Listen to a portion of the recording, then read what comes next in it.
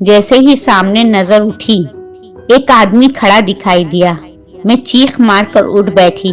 وہ آدمی سفید کپڑوں میں ملبوس تھا۔ مجھے اٹھتا دیکھتے ہی وہ ڈرائنگ روم میں چلا گیا۔ میں ڈورسا کو سوچ کر چیختی ہوئی اس کمرے میں بھاگی۔ میرے دیکھتے ہی دیکھتے وہ چھت کی دراڑ میں چلا گیا۔ میری آواز بند ہو گئی۔ میں آنکھیں پھاڑے چھت کو گھور رہی تھی۔ اچانک کسی نے مجھے ہلایا۔ میں جیسے ایک شہر سے نکل آئی۔ وہ ڈورسا تھی۔ میرا بازو ہلا کر بولی، جن چلا گیا۔ دہشت سے میرا برا حال تھا۔ میں نے ڈورسا کا ہاتھ پکڑا اور اپنے کمرے میں آ کر اندر سے کنڈی لگا لی اور ڈورسا کو گلے لگا کر پھوٹ پھوٹ کر رونے لگی۔ اس وقت مجھے میرے شوہر یاد آ رہے تھے۔ کاش وہ یہاں ہوتے۔ نہ جانے کب ہم دونوں وہیں دروازے کے قریب ہی سو گئے۔ صبح ہوئی تو کھلی کھڑکی سے ٹھنڈی ہوا اندر آ رہی تھی۔ میں نے پردے گرا دیے اور ڈورسا کو بیڈ پہ لٹایا۔ وہ بخار میں بے سدھ تھی۔ میں نے اس کے لیے قہوہ بنایا، اپنے لیے بھی چائے بنائی۔ رات کے واقعے نے مجھے سوچنے پہ مجبور کر دیا تھا۔ میں نے سوچا کہ آج ہی چلی جاؤں گی، مگر ڈورسا کی حالت ٹھیک نہ تھی۔ میزائل کے واقعے کے بعد زیادہ لوگ بلڈنگ چھوڑ کر چلے گئے تھے۔ اب وہاں 2-3 گھرانے ہی بچے تھے۔ ارد گرد بھی سب خالی ہوتا جا رہا تھا۔ اس رات میں بہت پریشان تھی۔ ڈورسا کو سلا کر کمرے میں آئی اور کھڑکی پہ پلاسٹک کو ٹیپ سے چپکا دیا کہ ہوا نہ آئے۔ تھک کر لیٹ گئی، نہ جانے کب سو گئی۔ اچانک کسی پہر آنکھ کھلی تو دیکھا کہ شوہر پاس ہی اپنی جگہ پر سو رہے ہیں۔ میں نے ایک اطمینان کا سانس لیا۔ اسی وقت انہوں نے میرے اوپر ہاتھ رکھا۔ وہ ایک گرم اور کھردرا ہاتھ تھا۔ مجھے جھٹکا لگا۔ میرے شوہر جنگی کیمپ میں تھے، یہاں نہیں۔ اس خیال کے ساتھ ہی اس مخلوق نے میرا گلا دبوچ لیا۔ میں پورا زور لگا کر اس کے ہاتھ ہٹا رہی تھی، چیخ رہی تھی، مگر میرے حلق سے آواز نہیں نکل رہی تھی۔ میرے آنسو بھل بھل بہہ رہے تھے۔ آنکھیں کھول کر اس مخلوق کو دیکھا تو وہ بنا پتلیوں کی آنکھوں سے مجھے گھور رہا تھا۔ میرے دل سے پوری قوت سے صرف ایک نام نکلا، اللہ۔ اسی وقت میرا گلا چھوٹ گیا۔ میں اڑ کر فرش پہ گری۔ میرے بازو اور ٹانگیں ایسا لگا ٹوٹ گئی ہوں۔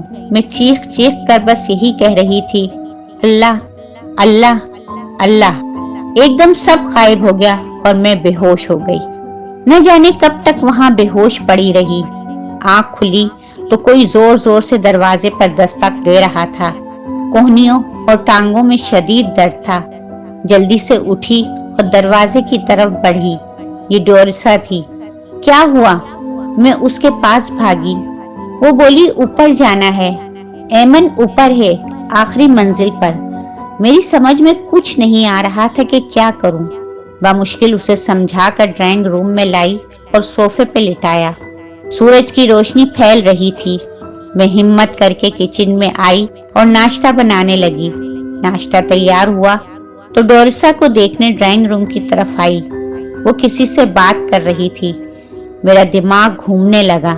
میں بھاگ کر اس کے پاس آئی اور پوچھا، کس سے بات کر رہی ہو؟ اس نے خالی کونے کی طرف اشارہ کیا اور بولی، اس سے۔ وہاں کوئی نہ تھا۔ میرے لیے اس گھر میں رکنا محال ہو رہا تھا۔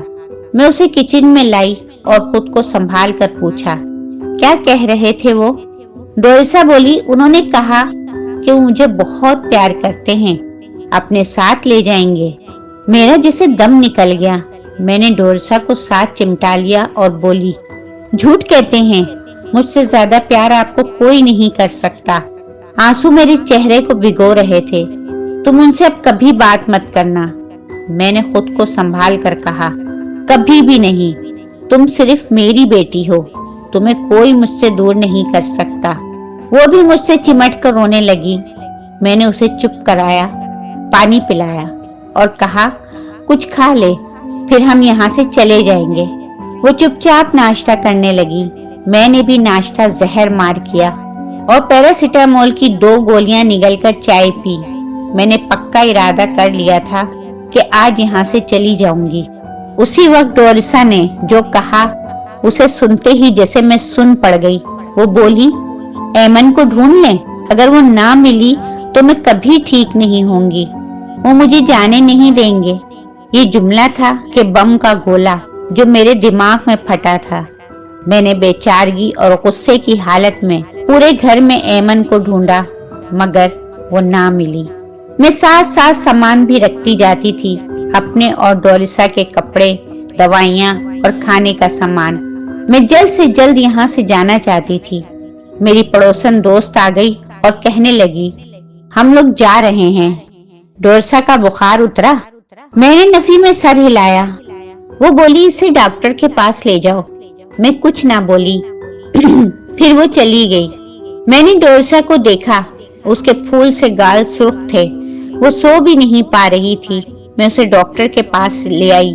उसकी समझ में भी बुखार की कोई वजह न आई। मरीजों का हुजूम था। घर आते शाम हो गई। पहुंची तो देखा कि मालिक मकान भी जा रहे थे। उन्हें अलविदा कहकर घर आई। अब उस पूरी इमारत में एक हम ही बचे थे। मेरा सर दुख रहा था और चक्कर भी महसूस हो रहे थे। ऐसी हालत में गाड़ी चलाना भी मुमकिन ना था। नाचार घर में आना पड़ा। अजीब वहशत हो रही थी। मैंने डोरिसा को सोफे पे लिटाया। वो दवा के असर से सो रही थी। मैंने किचन से एक छुरी ली और सोफे पर बैठ गई। आज की रात तो किसी न किसी तरह गुजारनी ही थी। मेरी बच्ची को कोई नहीं छीन सकता। ऐसे सोचती, न जाने कब आंख लग गई। अचानक दरवाजा जोर जोर से कोई पीटने लगा। मैंने डोरिसा पे नजर डाली। वो सो रही थी। मैं छुरी लिए दरवाजे पे आई। कौन? शीशे की झर्री से बाहर झांका तो एक साया सा सीढ़ियों की तरफ गया। मैंने गुस्से से दरवाजा खोला। वहां कोई ना था। मैं सीढ़ियों की तरफ लपकी। ऊपर देखा तो याद आया, इमारत सुनसान पड़ी है, कोई नहीं है। वापस दरवाजे की तरफ लपकी तो वहां कोई चादर ओढ़े खड़ा था। उसकी शक्ल स्याह थी, इतनी कि कुछ नजर न आता था। मेरे हलक से चीख निकली और वो बिजली की तरह मेरे घर में चला गया। दरवाजा लॉक हो गया। मैं चीख चीख कर डोरिसा को आवाजें देने लगी। डोरिसा, डोरिसा, दरवाजा खोलो। एकदम दरवाजा खुल गया। डोरिसा परेशान खड़ी थी। मुझे देखकर बोली, आप कहाँ चली गई थी? मुझे डर लग रहा था। मैंने घबराहट में घर का कोना कोना छान मारा, मगर कोई न था। उसी वक्त मैंने डोरिसा को गोद में लिया और इमारत से निकलकर सड़क पर भागना शुरू कर दिया। न सर पे चादर, न पाँव में जूती। न जाने कितना भागी कि आगे से पुलिस की जीप आती नजर आई। मैं रुक गई।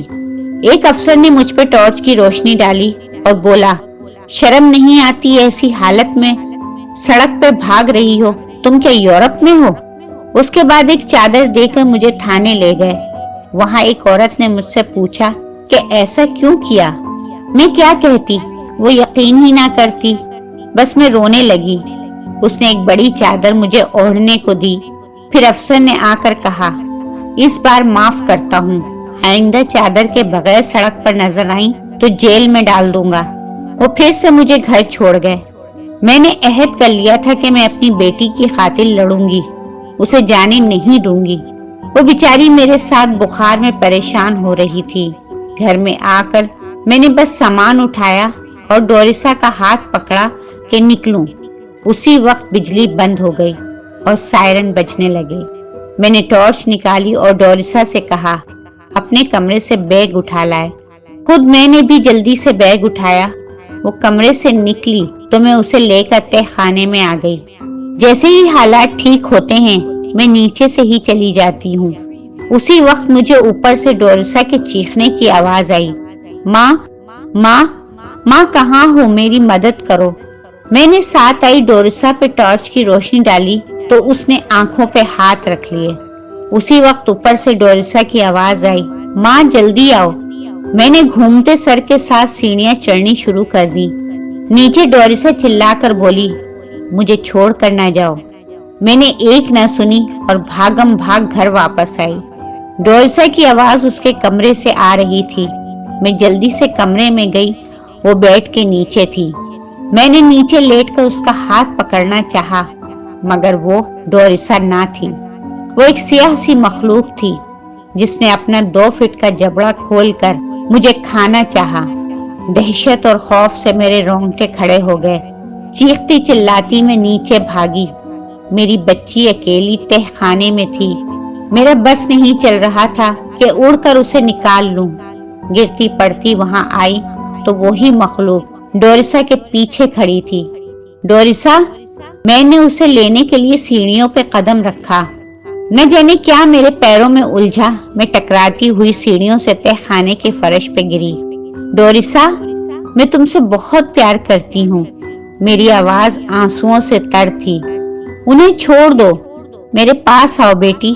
وہ میری طرف بڑھی مگر ایک سیاہ چادر درمیان میں حائل ہو گئی۔ میں نے آخری زور لگایا اور اللہ اللہ پکارتی چادر کو پھاڑنے لگی۔ اس میں سے ڈوریسا کے بازو نظر آئے۔ میں نے پوری قوت سے اسے کھینچا۔ وہ میری بیٹی تھی۔ اسے سینے سے لگائے اپنے زخموں کی پرواہ نہ کرتے میں سیڑھیاں چڑھنے لگی۔ وہاں ایمن پڑی تھی، ڈوریسا کی گڑیا۔ بجلی آ گئی تھی۔ میں باہر نکلی اور ڈوریسا کو گاڑی میں بٹھا کر اس عمارت سے ہمیشہ کے لیے نکل آئی۔ مجھے صحت مند ہونے میں 6 ماہ لگ گئے۔ ٹانگ کی ہڈی ٹوٹ گئی تھی، شوہر بھی واپس آ گئے اور جنگ بھی ختم ہو گئی۔ مگر میں جانتی ہوں انسان اور جنات کی جنگ کبھی ختم نہیں ہوگی۔